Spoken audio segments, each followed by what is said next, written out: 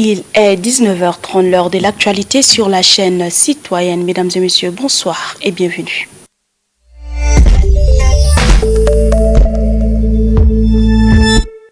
Parlons politique à l'entame de cette édition. Après 2 mois de vacances parlementaires, le Sénat vient de reprendre avec les activités de la 2e session ordinaire. Dans l'agenda, il est inscrit la question de la révision de la Constitution du Tchad. D'autres projets de loi seront également examinés et adoptés au cours de cette session. C'est le président de cette chambre, Dr Haroun Kabadi, qui a ouvert cette cérémonie séjour. Mistangar, Victor. Le Sénat a été dûment saisi, respectivement les 29 juillet et le 27 août 2025, par le Conseil constitutionnel et la Cour suprême, d'une demande de révision technique de la Constitution portant sur 4 articles ou alinéas de la loi fondamentale. La révision suggérée vise essentiellement à corriger des insuffisances ou à apporter des améliorations dans le fonctionnement des services et des institutions judiciaires ou parlementaires telles que le Sénat, l'Assemblée nationale, le Conseil supérieur de la magistrature, la Cour suprême, le Conseil constitutionnel, ainsi qu'à harmoniser certaines dispositions de la Constitution avec le Code électoral. Cette saisine ayant été faite suivant la procédure légale, la requête sera examinée avec toute l'attention requise par les 2 chambres. Une commission mixte paritaire comprenant des députés et des sénateurs sera rapidement mise en place en vue d'étudier la pertinence et la faisabilité des dites révisions techniques. Au total, l'examen de ces différents textes offre l'occasion aux 2 chambres de notre Parlement bicaméral de renforcer leur collaboration dans le cadre de la navette parlementaire. C'est ici le lieu de saluer, une fois de plus, le précieux accompagnement technique de l'Assemblée nationale au bénéfice de notre jeune institution. Chers collègues sénateurs, mesdames et messieurs, en plus des sujets sur ces micros qui seront au menu de nos travaux, nous aurons aussi à traiter d'autres questions jusqu'à-là peu abordées. En premier lieu, nous aurons à œuvrer au renforcement des liens de collaboration et de coopération avec les collectivités autonomes. Nous pourrions même dire que cette collaboration a déjà commencé. C'est d'ailleurs à ce titre que l'Association nationale des provinces du Tchad compte parmi nos invités aujourd'hui. D'ici peu, les sénateurs seront également dépêchés dans les provinces pour prendre part aux sessions des conseils provinciaux et communaux. Dans le même registre, le principe de l'envoi de plusieurs missions sénatoriales sur le terrain en vue de faire l'état des lieux des collectivités autonomes et acquis. Le président de la République, le maréchal Mahamat Idriss Déby Itno, s'est rendu hier dans l'après-midi à Bangui en Centrafrique. Il prendra part aux assises de la 16e conférence des chefs d'État de la communauté économique et monétaire de l'Afrique centrale. Plus de détails avec notre reporter Chanel Alao. Cette importante rencontre placée sous la présidence de son Excellence Faustin Archange Touadéra, président de la République centrafricaine et président en exercice de la conférence des chefs d'État de la CEMA. Ces assises se déroulent autour du thème « Une volonté politique commune clairement assumée au service des peuples de l'Afrique centrale ». Au cours de cette session, les chefs d'État examineront un large éventail de dossiers stratégiques pour l'avenir de la communauté, parmi lesquels les rapports sur l'avancement du programme de renforcement économique et financier, bref CEMAC, et sur l'amélioration du fonctionnement des institutions communautaires PRAFI. Les débats porteront également sur la mise en œuvre de la stratégie d'import-substitution pour renforcer la souveraineté économique de la sous-région et l'adoption d'un dispositif de sanctions en matière de surveillance multilatérale. Le moment solennel de ce sommet sera consacré au passage du témoin entre le président Faustin Archange Touadéra, président de la République centrafricaine et président en exercice sortant de la conférence, et Denis Sassou Nguesso, président de la République du Congo, qui assumera désormais la présidence en exercice de la conférence des chefs d'État de la CEMAC. Faut-il rappeler, la conférence des chefs d'État de la CEMAC demeure un moment décisif pour évaluer les avancées de l'intégration régionale et renforcer la gouvernance communautaire dans le but de consolider la stabilité, la souveraineté et le développement économique de l'Afrique centrale. Dans la même logique, quelques heures après son arrivée, le maréchal Mahamat Idriss Déby Itno a eu une rencontre avec la communauté tchadienne vivant en République centrafricaine. On fait le point avec Maïnati Nicolas. En marge des travaux du 16e sommet des chefs d'État de la CEMAC, le président de la République, maréchal Mahamat Idriss Déby Itno, a rencontré la colonie tchadienne au cours de ce face-à-face a permis non seulement d'écouter les préoccupations et aspirations des Tchadiens établis à l'étranger, mais aussi de réaffirmer le lien indéfectible entre le Tchad et ses filles et fils de la diaspora. Dans un contexte marqué par des défis socio-économiques et sécuritaires, cette proximité renforce la confiance, nourrit l'unité nationale et ouvre la voie à une meilleure mobilisation de la diaspora autour des grands chantiers du pays. Par ailleurs, la tenue de cette rencontre à l'écart d'un sommet régional comme celui de la CEMAC illustre la volonté du président de placer la diplomatie au service non seulement des relations entre États, mais aussi des citoyens. C'est une manière d'affirmer que la voix du Tchad à l'international s'appuie sur la cohésion et la participation active de tous ses enfants. Cette rencontre s'inscrit dans une dynamique positive qui mérite d'être consolidée par des mécanismes concrets de suivi afin que les échanges entre la diaspora et les autorités débouchent sur des actions tangibles pour le développement du pays.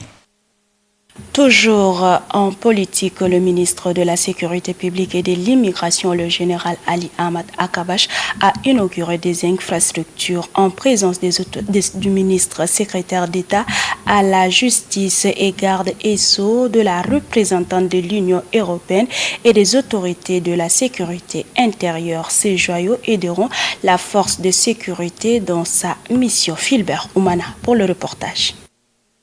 La police nationale s'est dotée de 2 bâtiments modernes, rénovés et équipés grâce au financement de l'Union européenne dans le cadre du projet CIP, déclinaison nationale du programme CIFAO, initié en 2016. Ces infrastructures constituent une avancée majeure pour la sécurité intérieure du pays. Dans son liminaire, William Hyper, directeur d'appui opérationnel et d'analyse criminelle d'Interpol, a mis en réserve la portée de ce projet en soulignant qu'il permettra de mieux centraliser les données policières, d'intégrer l'identification biométrique et de fluidifier le partage d'informations sécuritaires aux échelles nationales, régionales et internationales. Et c'est aussi avec un immense honneur que j'ai le privilège aujourd'hui d'inaugurer, aux côtés de M. le ministre de la Sécurité publique et de l'Immigration, les bâtiments du centre de recueil d'enregistrement des données policières, le CREDOP.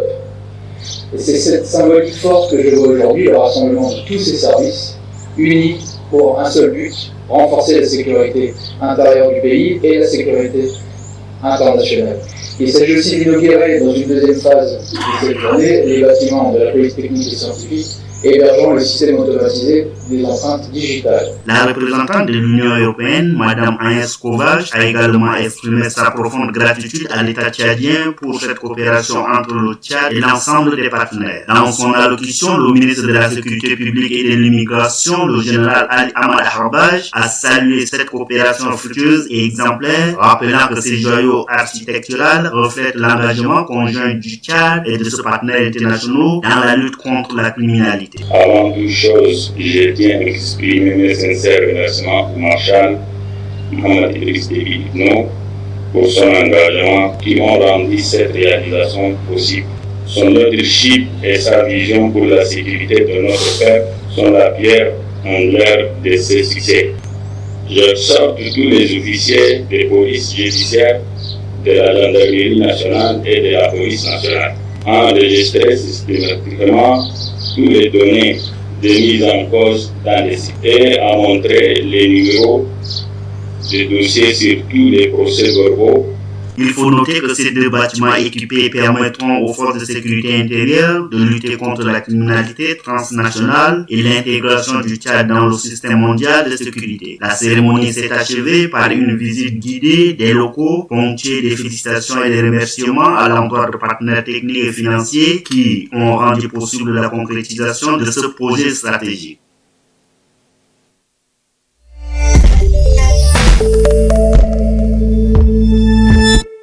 De la politique en éducation, les manuels scolaires sont des ouvrages pédagogiques destinés à l'apprentissage des élèves et des enseignants. Cependant, quels sont les manuels reconduits pour le programme de la rentrée scolaire 2025-2026? La réponse dans ce reportage de Karel Ronel.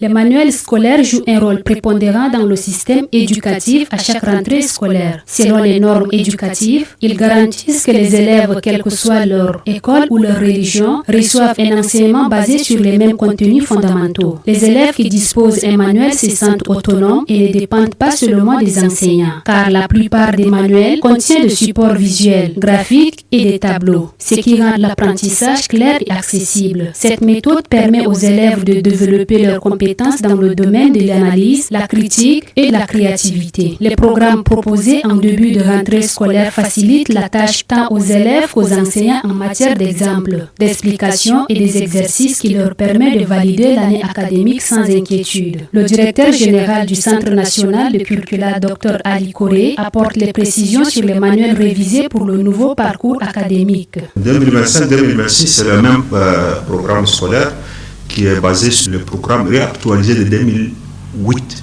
Il y a plusieurs manuels scolaires qui sont imprimés et distribués dans 23 provinces, qui prend en compte plusieurs autres aspects de nouveautés. Mais les manuels qui vont être conformes à ce programme révisé 2023 seront imprimés à partir de 2026. Il y a le même programme mais révisé pour 2023. Donc, c'est qui est révisé 2023, il est trop tôt de réécrire le manuel scolaire pour mars-avril 2026. Nous allons entamer un chantier de réécriture de programme scolaire qui sera conforme avec celle qui est révisée en 2023. En principe, les manuels scolaires doivent être approuvés par les autorités éducatives avant d'être utilisés dans les écoles et différents lieux de formation. Il est également important que leur vente sur le marché respecte les recommandations de la maison de production. Cependant, force est de constater que le système commercial des manuels scolaires contourne le centre qui dispose des manuels avec un grand nombre sur le marché, dont l'origine est parfois ignorée par le centre. Il faut que l'école commence tant et finisse à temps à faire de d'autres pays. Donc nous, ici au CNC, nos compétences sont focalisées sur curricula, manuel scolaire, programme scolaire, pour que ces matériels seront disponibles dans les écoles entre les élèves et les enseignants. Personne ne souhaite que l'école tchadienne tombe dans cette turbulence chaque année. Notons que le manuel scolaire contribue à la qualité de l'enseignement et au succès des élèves. Un bon usage de ces derniers peut aussi apporter valeur et plaisir aux éditeurs locaux. Toujours en éducation, l'apport des associations des parents d'élèves a été toujours capital pour le bon fonctionnement des établissements scolaires, ce qui permet de prendre en charge des enseignants vacataires et surtout l'achat de certaines fournitures. Ce rôle est reconnu par les pouvoirs publics. Voici à ce sujet le commentaire de la rédaction signé Laldium Narcisse.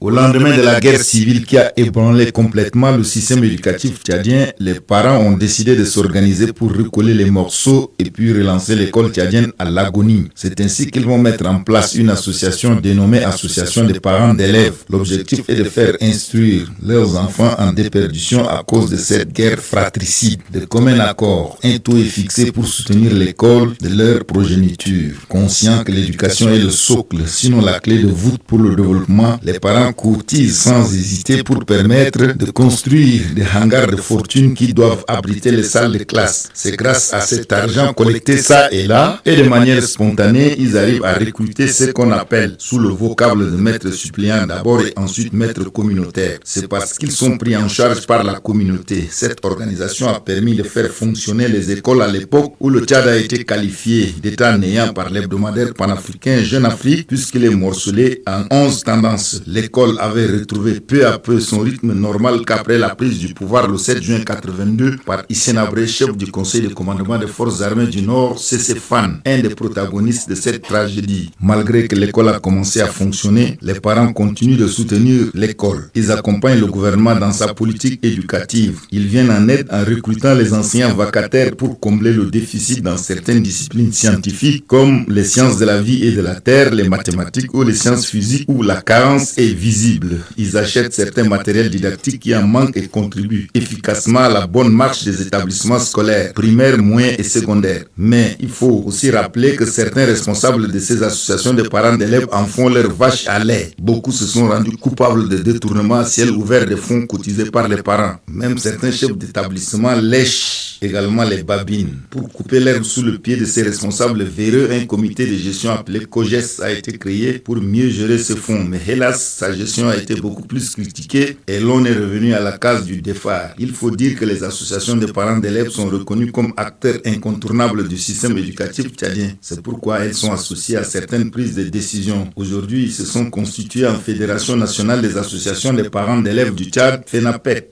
dont le siège social est logé au sein du ministère de l'Éducation nationale et de la promotion civique. En somme, les APE ont joué un grand rôle dans la renaissance de l'école tchadienne en putréfaction lors de la guerre civile des années 80. Tout compte fait, les APE supportent bien le système éducatif tchadien en dépit de son budget colossal.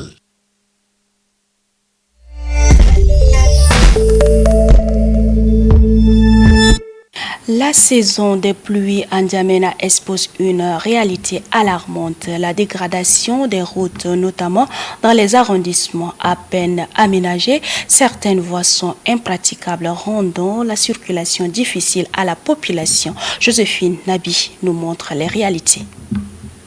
La dégradation des routes en saison pluvieuse, cette situation bloque le quotidien des Djamenois. Le cas dans la commune du 6e arrondissement est parlant. Dans cette commune, une route récemment améliorée se dégrade à vue d'œil. À peine quelques mois après sa réhabilitation, les chaussées, autrefois praticables, se sont transformées en véritables bassins, rendant la circulation des motocyclistes presque impossible. Les piétons, quant à eux, se heurtent à des flaques d'eau stagnantes et à des pneus déformés, rendant difficile de placement quotidien. Le manque de suivi après les passations des marchés publics semble être l'une des principales causes de cette dégradation rapide. L'état de la route est très mauvais, surtout quand il pleut, c'est difficile d'y accéder. Quand il pleut, tout le monde est dans l'eau carrément là. Ça altère vraiment les engins. Non seulement l'état, mais c'est tout le monde qui est embarqué. Ils ont quand même aménagé peu après, depuis la pluie est arrivée. Ça n'a pas duré. Et il faut vraiment qu'ils reconstruisent la route à zéro. Notre état de goudron là, c'est pas bien quoi.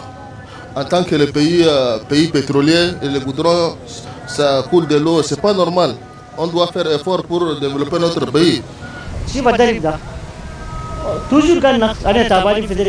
Regardez la route, nous souffrons énormément ici. Dans les zones où nous avons mis de pneus, plusieurs passagers sont tombés et se sont même fracturés. Il y a eu aussi un cas de décès la dernière fois, car le goudron est complètement endommagé. Et lorsqu'il pleut, nous demandons aux responsables de prendre des mesures car c'est la rue principale.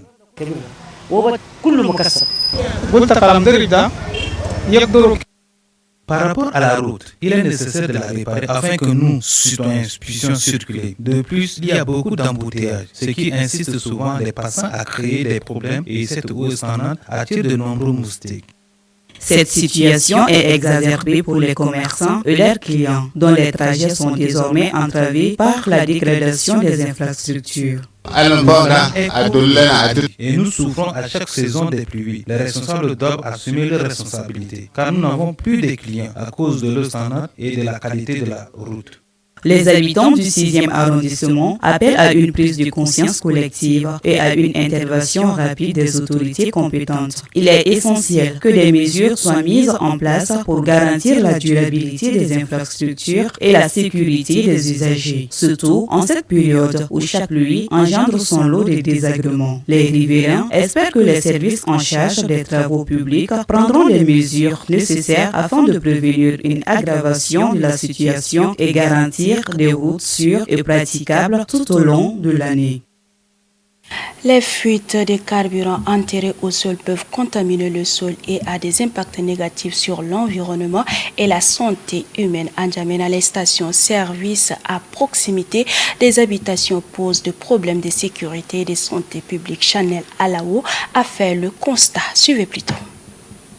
Les stations-service devraient être implantées à une distance suffisante des habitations et des points d'eau pour minimiser les risques de pollution et de l'explosion. Les stations-service sont considérées comme les sources potentielles d'incendie en raison du stockage de produits d'hydrocarbures inflammables. La proximité avec les habitations augmente le risque de propagation de l'incendie et de blessures graves. Elles peuvent contaminer le sol et les eaux souterraines en raison des fuites de carburant ou des déversements accidentels. Cela peut avoir des impacts négatifs sur la santé des riverains et l'environnement. L'exposition aux produits chimiques et aux particules fines émises par les stations-service peut entraîner également des problèmes de santé respiratoire cancérigènes. Selon l'arrêté numéro 01-97-MINE, les stations-service doivent respecter certaines normes de sécurité, notamment les servitudes de sécurité pour permettre l'intervention des services de lutte contre l'incendie, être équipés de moyens appropriés pour lutter contre les incendies d'hydrocarbures et un mur de pare-feu qui devrait être construit pour empêcher la propagation de l'incendie. Les nouvelles stations-service devraient être construites à une distance raisonnable des habitations pour minimiser les risques. Par contre, les stations-service existantes doivent être mises aux normes de sécurité pour prévenir les accidents et minimiser les impacts négatifs sur l'environnement et la santé publique. Il est important pour les pouvoirs publics d'intensifier les actions de mise en garde à l'égard de ceux qui ne respectent pas le protocole d'implantation des stations-service et de sensibiliser la population aux risques potentiels et aux mesures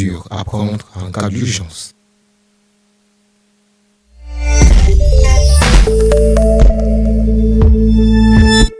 En santé, les pères éducateurs jouent un rôle essentiel dans la lutte contre les infections sexuellement transmissibles et le VIH-Sida. Issus des communautés qu'ils servent, ils bénéficient d'une proximité sociale et culturelle qui leur permet d'assurer un climat de confiance. Roselyne Diekourbois.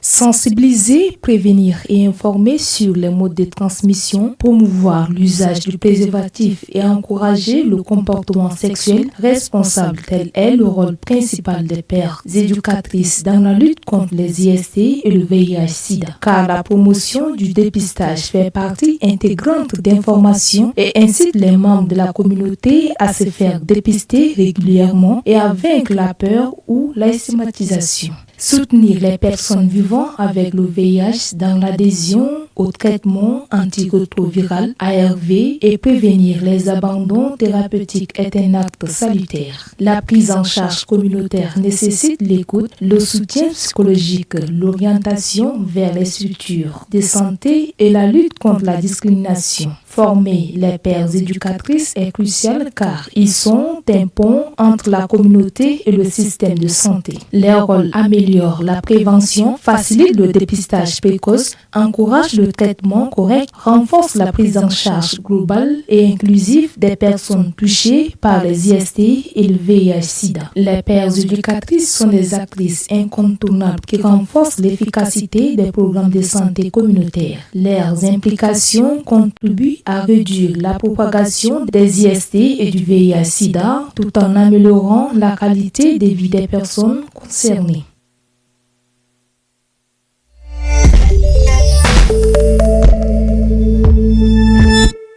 Ce 10 septembre 2025, le président de l'Assemblée nationale, Ali Kouloutou Tchaimi, a ouvert les portes de son institution à une étoile montante de l'École nationale de la louange et de la musique. C'était un moment riche en émotions. Asmaou Oumar Moussa nous en dit plus. Dans une salle baignée d'émotions, le regard fier du président de l'Assemblée nationale, Ali Kolotou Tchaimi, croisant celui timide mais lumineux d'une jeune fille élue majeure de sa promotion. Il s'agit d'Alain Digim Kadet, fruit d'efforts soutenus, de discipline et de passion pour la musique et pour la foi. Cette reconnaissance dépasse le simple cadre scolaire. Elle incarne l'avenir d'un Tchad qui croit en sa jeunesse. Accompagnée de sa famille et des responsables de l'établissement, la jeune lauréate a été accueillie avec respect et honneur. Le président Ali Kolotou Tchaimi a tenu à lui adresser personnellement ses félicitations et lui accordant comme promis une prise en charge de ses frais de scolarité. L'Assemblée nationale vous félicite de la brillance avec laquelle vous êtes passé major de votre classe. Nous avons promis les premiers ou la première des classes, nous allons prendre en charge. Nous représentons le peuple tchadien. Même si notre rôle n'est pas de prendre en charge les sociales, nous représentons le peuple tchadien. Nous sommes obligés de faire un certain nombre de choses. Madame Kadette, elle est orpheline de père et de mère. Elle a fait des efforts supplémentaires pour être major. La jeune lauréate élue majeure livre ses impressions. Je suis de l'atelier batterie. C'est moi qui ai obtenu la bourse promise par le président de l'Assemblée nationale. Bon, aujourd'hui nous sommes venus le rencontrer et ce qui m'a impressionné, c'est qu'il lutte vraiment pour la cause des femmes. Et ils veulent, lui et le président veulent offrir une place à la femme dans la société tchadienne, tout comme les hommes. Présents à ses côtés, les membres de sa famille et les responsables de l'école de louange n'ont pas caché leurs émotions. Au nom de la famille, au nom de toute la famille, la grande famille Alzim, dire merci au président de l'Assemblée qui a honoré notre fille en lui accordant beaucoup de choses. Nos remerciements vont aussi à l'endroit de M. Ngamba de Voltaire, Zénacor, qui, par son initiative, a pu donner un cachet particulièrement à notre fille. Beaucoup n'ont pas cru même en cette école quand on l'a lancée. Aujourd'hui, il y a l'école de musique offre l'opportunité à une fille d'avoir une bourse, d'être accompagnée par l'Assemblée nationale. Les mots du président de l'Assemblée m'ont vraiment fait du bien. Le président de l'Assemblée dit que désormais tu es la fille adoptive de l'Assemblée nationale. Vous voyez que c'est un message fort. En célébrant cette réussite, l'Assemblée nationale a rappelé que l'éducation n'a pas de frontières ni de conditions, qu'il s'agisse de politique ou de musique, d'espoir ou de prière, et qui retentisse la louange quand le mérite rencontre l'honneur.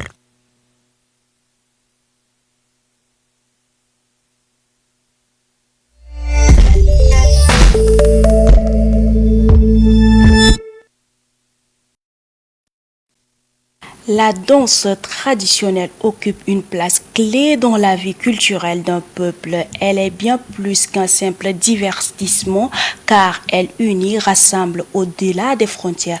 Yankee Lydia pour le reportage.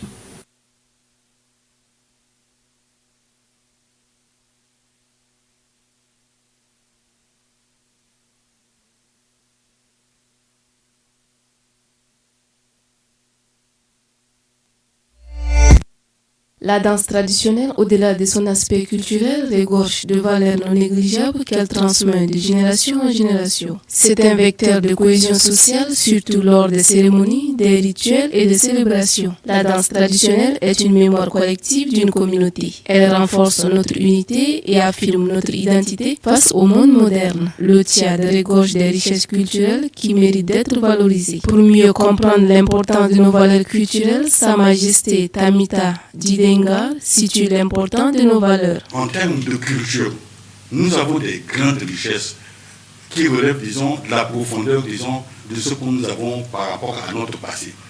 Et ces richesses, c'est ça qui donne la valeur, disons, l'identité même, disons, du Tchadien. Parce que ces valeurs, comme je l'ai dit, elles sont multiformes. Si vous allez à l'extrême nord, si vous allez à l'est, si vous allez à l'ouest, ou bien si vous venez au sud, nous avons, disons, des valeurs traditionnelles, culturelles qui sont multiformes. Et ces valeurs sont des richesses. Un pays qui ne prend pas appui sur ces valeurs profondes, morales et matérielles, ne peut pas aller loin. si des pays, des entités telles que de la Chine, les pays asiatiques, même l'Europe sont développés, ils sont partis sur la base du socle de leurs valeurs profondes millénaires. Et donc nous devons au contraire, disons, valoriser, préserver et essayer même de perpétuer ces valeurs-là qui nous permettent d'avancer. C'est comme si les valeurs de nos ancêtres sont des choses agitées. Non, il faut les préserver et peut-être que s'il y a des choses à améliorer, on peut peut-être y apporter un certain nombre d'améliorations. Aujourd'hui, il est crucial que les jeunes apprennent ces danses, car si nous perdons nos danses, nous perdons une partie de ce que nous sommes. La danse traditionnelle est donc à la fois un vecteur de transmission de valeurs, un lien intergénérationnel et un témoignage vivant du passé. Comme le rappelle le chef coutumier, il est de notre devoir collectif de la préserver, de l'enseigner et de la valoriser, car elle incarne l'âme d'un peuple.